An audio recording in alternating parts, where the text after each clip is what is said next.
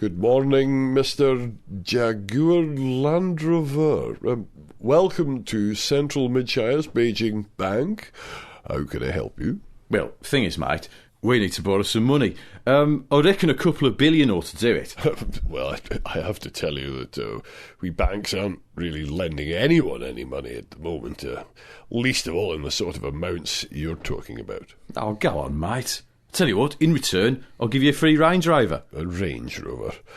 Please, sir, I run a bank. Don't you think people hate me enough already? Gareth Jones on speed!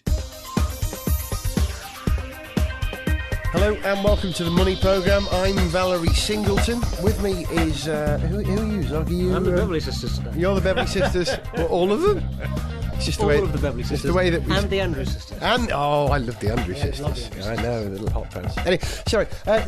Richard, who are you on the Money Programme? If you're Valerie Singleton, then I shall be a small elephant doing a poo on the studio floor. If you're listening abroad, that will make no sense. I don't know, go to YouTube, look it up. It's a classic British TV moment from, the 60s that people still talk about. Funnily enough, I've been in the studio where I believe that happened. Is that right? Studio? Yes. Is that Studio 2 at Television Centre? No, Studio 4? as I understand it, and I haven't properly looked this up, but then, for the purposes of this anecdote, I've been at Riverside Studios in Hammersmith, which, again, British viewers may remember as the scene of TFI Friday in the 90s. But is in fact steeped in television history, and I've just remembered this is a programme about cars. Let's talk about cars. Oh, no, eventually. Actually, for most of the evening, we've been talking about 80s music, but that's a whole other subject. Now, the reason why I said welcome to the Money Programme is that we had big news this week about a bailout for the British motor industry, which is not a bailout. Now, if you were going to do a bailout for the British motor industry, you'd start with, that Scuba, that amphibious Lotus, wouldn't you? Well, if you, this is the thing, and it's something that slightly annoys me in as much as, sorry to be serious, but I feel guilty for mentioning an elephant doing a poo earlier on. I want to bring this back on track,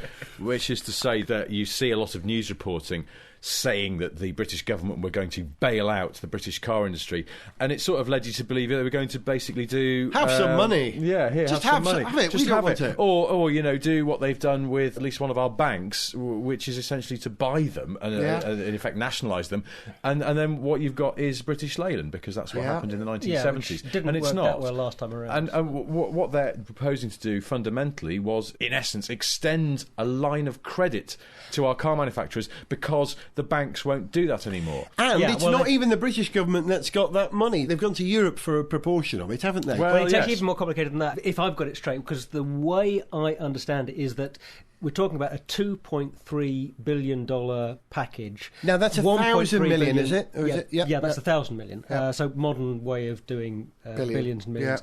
Yeah. 1.3 billion of that is money that would come from the European Central Bank, but that the British government is kind of helping to get into place. But actually, I think it's money that may have been actually sort of announced last year, so it's not as new as some people might suggest. And it's a sort of initiative to promote greener cars. So hang on. And then the other billion is UK government guarantees for credit, which again I think has to be linked to green initiatives and saving jobs. So let me get this straight. There's this huge wad of cash, £2.3 billion. That's 2,300 million pounds. I love saying that. 1,000 million pounds. 2.3 of them.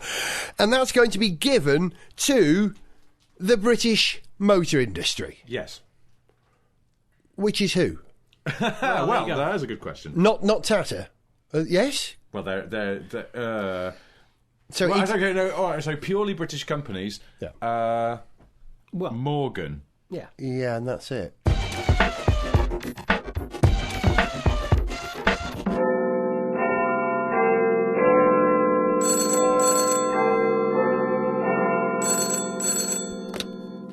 Treasury? Good morning. Is that Her Majesty's government? Yes. Good. I'm telephoning from the Morgan Motor Company in Malvern, near the 1930s. Now look here. I understand you are prepared to grant the British motor industry a series of loans in order to survive the current depression. Yes, sort of. Jolly good. Well, I am hereby informing you that we may require a substantial cash sum in order to survive the turbulent future. Right, and how substantial substantial amount are we talking here? 7 shillings. Yes, that's right. I said 7 shillings. Okay. So bally well get on with it. Dispatch a postal order on the first autogyro, or I shall be forced to write a stiff letter to the Prime Minister, Mr. Asquith. A stiff letter? Yes, very stiff. On wood. Meh! Sniff Petrol with Gareth Jones on speed. Yes.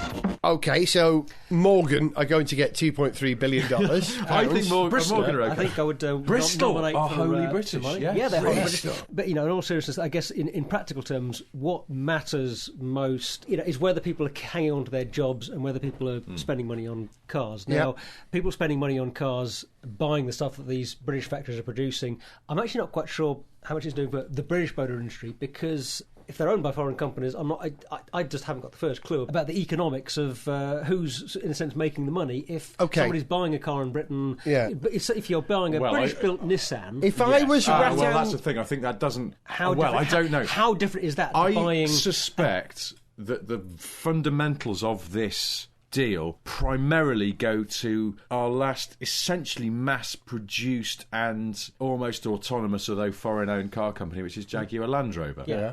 Because Ford don't make actual cars here. They're still making vans in Southampton, but that seems like it's a bit shaky. They make engines and gearboxes. They do make a lot of stuff. Let's not forget that Ford do an awful lot of other stuff here, including an awful lot of R&D. Yeah. The new Fiesta was basically done in Essex, because that's where the small car division is based. So, and probably 90% of them are going to be sold as well. well, yeah. What you got in? I bought a Fiesta. Why is that then? Because it's a remarkably well-engineered bit of technology that's essentially British designed and will return not only some reasonable style whilst driving around in Essex, but also give you reasonable economy. No, it's just force of habit. I'm a Dagenham man.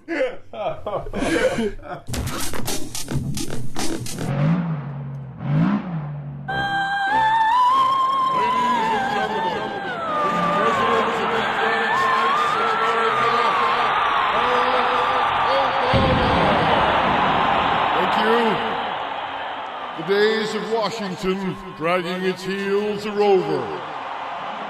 My administration will not deny the facts. It will be guided by them. That is why I have asked the Environmental Protection Agency to reconsider its refusal to allow certain states to impose tighter controls on emissions for new cars and trucks. Now, if you'll excuse me, I have to get into my 6.6-litre V8 powered 5-ton limousine to be driven the 400 yards to my next engagement. Oh, damn. Yeah, I mean, Sniffing Petrol with Gareth Jones on speed. Ain't done me no harm. Mm-hmm. You think about how people perceive Ford, and they always perceive it as a British company, even though it's American, and a lot of their European stuff is based in Germany, but they're forever perceived as British. And Vauxhall as well, who do still make cars here because they're making Astras up in Ellesmere Port. But whether they get a cut of the pie, because it's like their head offices are actually abroad, or a lot of their head office stuff is done abroad. GM Europe. The Ford of Britain, Vauxhall, they're like the sort of British branch offices of a larger European corporation. But Jaguar Land Rover are sort of autonomous British businesses. Yeah. They're allowed to, much more so than when they're owned by Ford, I gather. Under Tata, they're allowed to sort of control their own destiny. So there's an argument that says, well, they need the help. They're employing a lot of people. And it's not just the people at their factories. I think the other thing is it's about the component suppliers. Because there's a massive industry of that. Huge. And supplying stuff abroad as well. You know, there are some factories here that are making, dashboards and seats and all sorts of other gubbins that you forget about. A weird bit of trivia for you: in Northern Ireland, the old DeLorean factory is owned now by a French company that makes alloy wheels for the whole of the European car industry. Really? Many people buy alloy wheels off this company. And they're making them in Belfast. Yeah. Well, that's part of the reason why the auto industry is still, a huge part of most Western economies. It's not just buying and selling cars. It's all the bits that go into making the cars. It's maintaining the cars afterwards. Yeah. All big business. I tell you what, though, if I was Ratan Tata, and I'm not, but if I were, I would switch development of the Nano to Jaguar Land Rover. in the UK. That car needs some development because it's had quite a lot of criticism. You know, the initial reaction of, wow, this is going to be great, has been dulled by everyone going, oh, hang on, it's going to be a bit this, that and the other. It's not going to be as safe on the road as it needs to be. We need to be able to sell it in first world or at least second world markets as well as to make it profitable. We've got to get the volumes. And if he shifts the development of that to one of his sub-brands in the UK, they're going to get money for that from the government. Can I tell you a secret? But if you do... Oh, hang on. No, it's not a secret about the Tata Nano. I think the Tata Nano might be a step too far. Although I see your point, it's an interesting scheme. If Jaguar adopted it and said, well, I don't know, interesting point, they own the Rover brand. Yeah, and the old weirdly, City Rover thing. It's not an illustrious thing. This is but you know, there's a way in which they could sort of leverage that and go, okay, EU, give us all of the 1.3 billion because we're working on a super green car. Personally, I quite like the idea of the little diminutive Tata Nano being worked over by Jaguar Land Rover. You think this because part of this deal is that 1.3 billion is coming from this EU grant scheme for greener cars? So what if Jaguar went, well, look, we're working on a microscopic city car, they could get the cash. Interesting idea. Yeah, it's a terrible fit of brand there, isn't it? You know, Jaguar. You know, there's no benefit. You can't sort of cross those brands anyway. It's expensive to use Jaguar for nano development. You want to do that somewhere cheaper. But this thing about green development, I'm just very sceptical about that because it seems that it just has the ring of just tagging green onto another initiative. The important thing is to do with the economy and to do with jobs. And you know, I have absolutely no idea, and a lot of economists clearly have no idea, and a lot of ministers and bankers clearly have no idea about how to really make this stuff work. But well, no, they don't. I mean, this is the thing. I was reading this in the government's initial statement about this money being given to the car industry, and they said something like it will be funding more fuel-efficient cars and technology such as plug-in hybrids. And I'd like to say, dear Mr. Mandelson, do you know what a plug-in hybrid is? Do you know how it works? Who in the car industry do you think currently leads the way in this technology? Yeah. If you can answer any of these things, and don't say Toyota, you're only saying that because you've got a hybrid Prius as your company car, and you probably think it's the most ecological car out there. Here's the thing, Pete, me old mucker, do you know the relative CO2 emissions of a Prius in the real world versus, say, a 1.2 litre Fiat 500 or the Toyota IQ Econetic or even a Toyota IQ, which doesn't have hybrid written on the back, so therefore must be worse, except it's not, it's better. They don't understand these things. A government that actually fully understands the car industry and the steps that it's made to improve its CO2 emissions relative to, say, major industry, power generation, or even the domestic boiler. And they know none of these things, and they assume the car industry is the big bad evil because it's an easily taxed soft target. And this is not the time to start this greenwash. It's a time to say there's a lot of jobs at stake. Let's just sort those out, because if we don't, we will be so bankrupt, we'll all be having to burn our houses, and then what kind of emissions are we going to have? Yeah. Thank you. As the I'm sorry, I had a rant there. No, that was beautiful. Good rant. Although that isn't, to be anywhere critical, I assume this is what you're all suggesting. I mean, that's not being anywhere critical of developing hybrid cars and electric cars and developing technology. No. All good things, and people are going to be more interested in that. There's a time and a place. Yeah, exactly. And your priority with a package like that is supporting the industry. Yes. And as the Plaid Cymru candidate for Stoke Newington. How many votes are you expecting exactly? Just the one. Actually, that family next door, I think it's just a holiday home, so you better I can burn it down. Speaking of burning house, I've bought my own home in Wales, so I can burn it down, save anyone else the trouble. But this is my political stance on this: is that the government have utterly got this wrong. Talking about priorities, the problem is not the cash flow that the motor industry needs. They don't need a loan to get people to get car manufacturing started again. They need to put money at the other end. It's not the manufacturing of the cars that's a problem. They've got stockpiles of cars all over airfields, all over Britain and Europe. It's people like us three and the people who listen to this programme who would quite like to go out there and buy a car at the moment, but we are feeling so threatened by Sky News and News 24's constant reiteration of this credit crunch that we're terrified to go out and spend our money. And the real solution, in my opinion, to this problem is doing what they've done in Germany and what they did in Italy some 10 years ago, and that is giving you a couple of grand for your banger. And that would drive you into a car dealership, you'd buy a car, you'd empty those stocks, the car manufacturers would suddenly find themselves with a glut of cash through the dealerships. The money would start flowing again, and they'd be back in business without having to tie up any other money from the European Union. So to be clear, what you're suggesting is basically like a subsidy for car dealers to buy cars part exchange. Is that what you're suggesting? Yeah. That's where the money. It's for for us. Green That's the well. idea. The money's for us, not the dealers. More polluting cars off the road. Exactly. You're also taking them in an organised, institutionalised scheme that means that those cars are then correctly recycled. Again, green check. Yep. And you're keeping people making cars and selling cars and keeping this huge industry going. It's an ingenious idea, Mr. Jones. I salute you. And it's a better approach than sort of supplying credit to people to buy the cars, because this is, getting that credit thing right is what got us into trouble in the first place. Exactly. Yes. You can't. The problem is not the industry; it's the market. Okay. There we are. Next week, Gareth Jones on Speed sorts out the Arab-Israeli problem. Oh, that's easy. Gareth Jones on Speed. Salam shalom.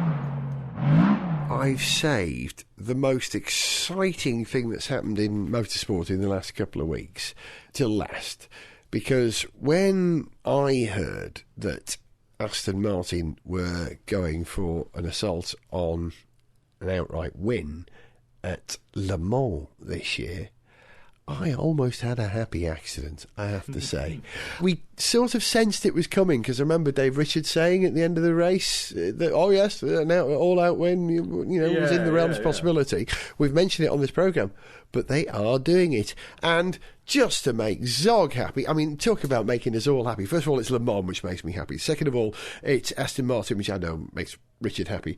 Third of all, it's going to be painted in the Gulf colours, Zog, isn't it? Oh, it is. It's going to look beautiful. Yeah, how exciting is this? And how late have they left it? Because, I mean, it's been talked about as a possibility for a while. It's obviously been an ambition that Dave Richards had and they've had. But, yeah, they're leaving till the last minute to announce it and they're taking on some the programme on. Big guns, aren't they? If you think Peugeot, everyone might have said, could well really win it in 2009. If Audi don't, and Audi have had to pull out all the stops. Yeah. They're bringing out the R15. Which is... Well, I was going to say that's dangerous because it's a new car, but then they very rarely... Sorry, you both spoke at the same time then. What was that? Who's going to... Go for it. I think they're only going to run the R15 at 2 races, isn't that right? Yeah, that's right, yeah. Sebring and Le Mans. Yeah. Which actually sort of ties into what I was going to say, which is just that it seems like a dangerous strategy. It's a brand new car. And I was going to say, well, Audi very rarely mess up with that kind of thing. History has shown that. But they're running it in a relatively few races before it has to go for the big kahuna at Le Mans in the summer. So, yeah, there's got to be a bit of a margin of error there. Peugeot tried and almost did it, but failed there. Audi is just so strong. But you just don't know. But that's the thing. But they've not made life easy for themselves. Peugeot, I think, have got a good shot at it. But let's be honest, they had a good shot at it last year, and it didn't quite work out for them. Yeah, although all I'm trying to say is really that I think it's a long shot, but it's not outside the realms of possibility that some freaky-deaky thing could happen, and Aston Martin just sort of sneak in there. I don't know.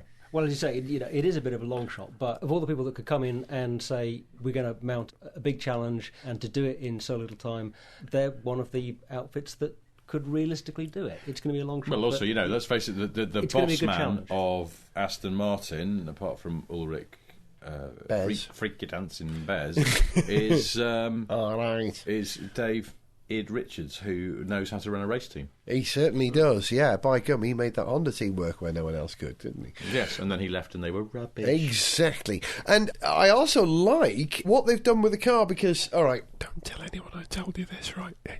I don't think it's really an Aston Martin. It's really a Lola with a coupe body top on it. It really is. Well, but to be fair, I mean, it was a Lola. They ran the car, Charuz Racing. We saw that car run at Le Mans ourselves last year, and it did very well. It was the highest placed petrol car in LMP1, I think. And if it hadn't had a crash early on, Jan Charuz himself, I think, put it in the gravel, then it would have finished higher than two of the Audis, I think. I could be wrong in saying that. And the thing is that the rules, I believe, are being tweaked this year to slightly reduce the advantage that the diesel cars have had recently. So so maybe this is a year for a good petrol engine car to have a shot at the title. Fantastic! I'm so excited. And Thomas Enger's going to be driving one of them, who I love to bits, as you know. The car, like I was saying, I know it's a Lola, but they've made it look a bit more like an Aston Martin because it's a development of last year's car, which had that really stupid angular centre section on the nose that was just horrid. And now they've given it something that's a bit more like the Aston Martin. As much as they can, sort of within the confines of what's reasonable aerodynamics, because that has to come first. Yeah. If they'd made it really like an Aston Martin, they would have just made it look like a sort of loose knockoff of the same ideas that Ian Callum invented for them many years ago. I mean, it's surprising how good a job the teams often do of making a car look like, to some extent, a BMW, whatever it is. I think a lot of it's actually even just graphics, isn't it? It's just graphics in the sense of just stickers that go on the car. But it's a round, a logo in the right place, and then some other decaling and sort of lines maybe that just suggest. My favourite for that is NASCAR, where they're all basically the same shape, but they really do put stickers on that replicate the headlights and tail lights and even like the sort of door lines of a normal car that you can buy, even though what you're basically looking at is as related to the car on your drive as a spaceship. But they do a really good job in that respect. And maybe that's what they should do. I was talking a couple of programmes ago about seeing an Aston Martin Rapide prototype. Now I'm basically being stalked by Aston Martin Rapide. Are you seeing another? It's like being in that Spielberg movie, Jewel, where you're constantly followed by the truck, but I'm being constantly followed by a very black, taped-up Aston Martin four-door. Yeah, I've seen them now it's 3 times. In the Midlands? Yes, in the Midlands, though. Once was on the M40 when it was quite near London, probably in sort of like Buckinghamshire or something. So, yeah. But it's just... Hang on, Richard. This is all in the space of 2 weeks. Richard, who's stalking who, Richard? Let's be honest. Look, I'm driving a bright blue Mitsubishi Evo 10 with the most crass and horrid wing on the back. I would be the worst spy in the whole world. Why'd you say it's James Bond? He turns up in an Aston Martin. Very good. The old Bond in reverse. Yes. So we're excited. Le Mans going to be quadruple fantastic this year, I think. Can we persuade Aston Martin to fly us all out there, or drive us all out there in one of their cars? Can we?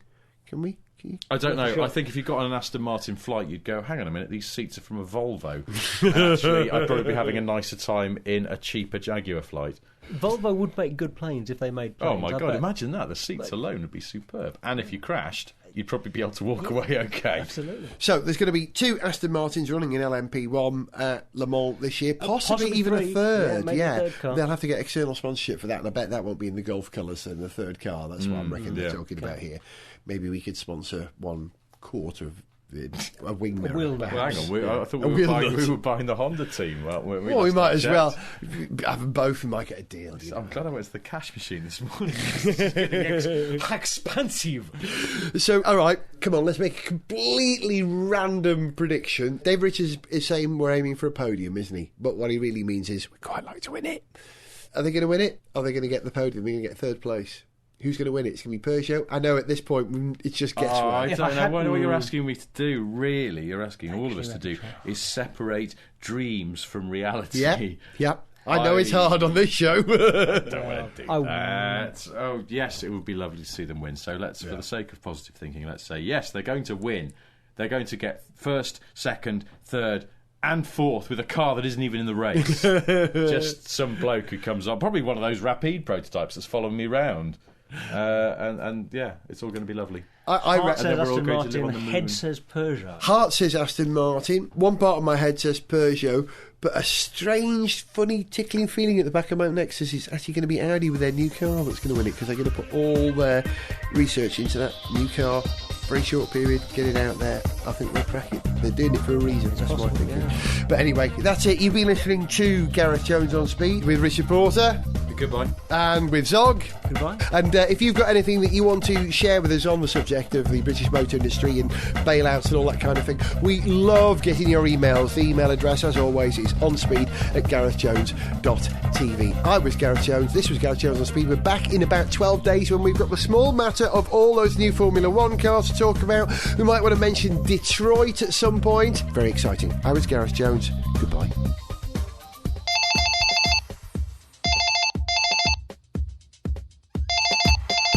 Hello, this is Gareth Jones on Speed. I'm sorry, but Richard, Zog, Gareth and Violet can't take your call at the moment, so please leave a message after the tone and we'll call you back. Thanks.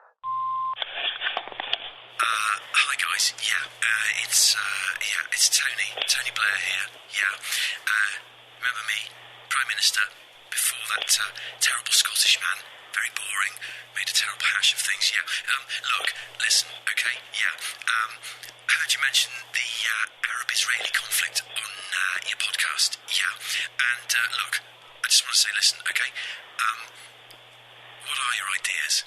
Do they involve just a chat about Lexuses and then some irrelevant, conversation about synthesizer music? Because, frankly, that's probably better than my ideas so far. Hey, listen, Twitter me on my face. Contact the show on speed at garethjones.tv. Get lyrics, pictures and more information from www.garethjones.tv or subscribe for free at the iTunes Store. Gareth Jones on Speed is made by Whizbang.